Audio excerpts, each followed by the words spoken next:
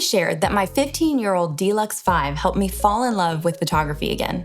And while I love it and have a ton of fun carrying it around with me in my purse, I also mentioned that I'm thinking about diving deeper into the world of Leica. So not only a fun point and shoot that I keep in my purse, but something I can use professionally. I want the best of both worlds. And surely I'm not asking for too much, right? That said, I want to share some things that I'm evaluating as I consider what my next camera will be, in hopes that it might help you too. But before I jump into all of that, my name is Jen and I'm your photography work wife from the Bay Area of California, here to help you better understand photography through the lens of a woman. And shout out to all my ladies making it out here in this male-dominated creative space. I'm here to support and empower you too. So if this is something that would benefit you, be sure to hit that like and subscribe. I post every week, and I hope to leave you feeling empowered, inspired, and equipped. Now, I have been rocking my Sony kit over here for many years now.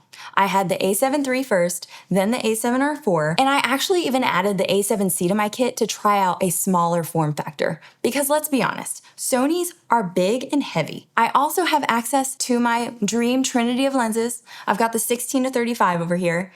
That's mine. Then I also kind of steal Dave's 50 and 135. But I have access to my dream kit. But now that I've had it a while, I've shot it a while, I'm getting a little older, a little wiser, I'm ready for something new. Something lighter, something that will spark some new inspiration for me, which the Deluxe did for me 2 years ago. And now, I just want more. I want more. The Leica bug has bit my ass. So now I'm ready to take the leap. So here are the things that I'm thinking about as I evaluate whether to get into the Q system or go straight to the M. The Qs are known as the gateway for a reason.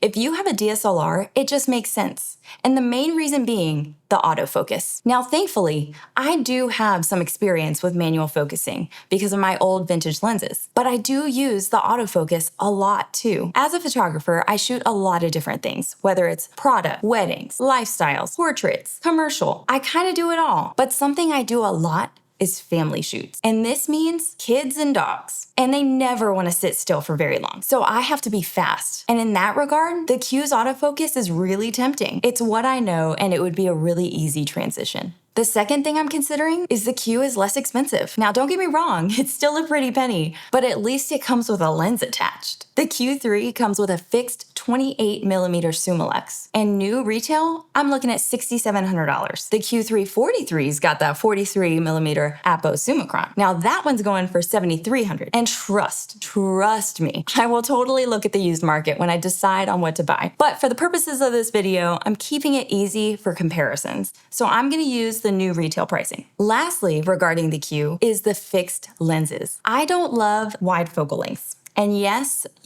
they have their place, and yes, I use them, but creatively, they just aren't my go-to. I really only reach for them if I'm under some giant mountains like the Canadian Rockies or the Italian Dolomites. I personally prefer tighter focal lengths. I started my photography journey by shooting big events with a 135 prime lens. And honestly, it was my favorite lens for a really long time. Dave honestly always thought I was crazy and insane for taking the 135 with me everywhere. I know I'm not like everyone else, and I'm okay with that. As I've said before, I love what I love, I am who I am, and I am confident in that. So yes, I will take that 135mm into a city and have an incredible time. But that to say, I do think I would have a hard time with the Q3. That 28mm lens wouldn't feel natural for me. Now, I do carry around the 50mm a lot, and that more recently is what I carry with me. So if I do go the Q route, I would probably lean towards that Q3 43. I actually remember when it first came out, I went with Dave to Leica SF to try it out. And that day I said to myself, this would be a natural next step for me. If I get into Leica, this would probably be it. It's a little more expensive and it's a little harder to find than the Q3, but I think it would be a better fit. So those are the things I'm considering when I think about the Q. Now, let's talk about the M. First, it does not have autofocus. It has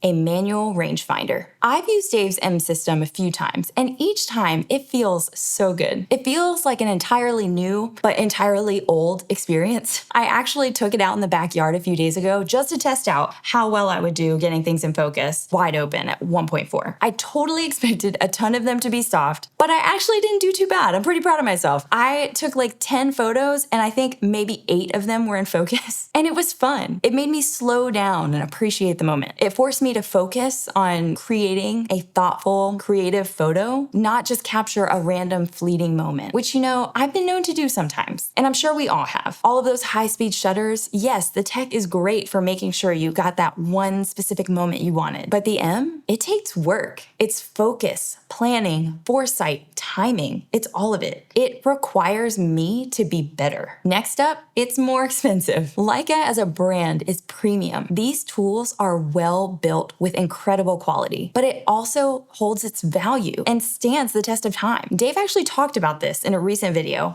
I'll link it above. Check it out. It was really helpful to hear all of his thoughts as I make my own considerations. So with that, the M11 is a whopping $9,000. Again, new retail for the sake of comparisons. And that's before California sales tax, okay? So I would also need lenses. But then again, Dave has all of those, so maybe I can get away with it. And that brings me to my last point. I can change the lenses. This gives me so much more creative control, and I can get the tighter shots that I love. Not to mention, this mount has been around for over 70 years, meaning I can pick up any M lens from any era and put it on my camera, and it'll work. No adapters, just seamless connection. So here's the way I see it. The Q would be a natural and honestly easier transition for me. It feels like a really safe next step. And now the M, less of a step, more of a leap. There's definitely going to be a learning curve, and it's gonna take some time to get faster. But I also kind of think it's the end game. I feel like the experience and the joy I feel when I use it, that's it. I'm super curious to know, what do you all think? What camera do you think I should get? Let me know in the comments, help me decide what I should do, and thank you in advance for keeping the mansplaining to a minimum. Until next time, much love, Photography Work Wife out.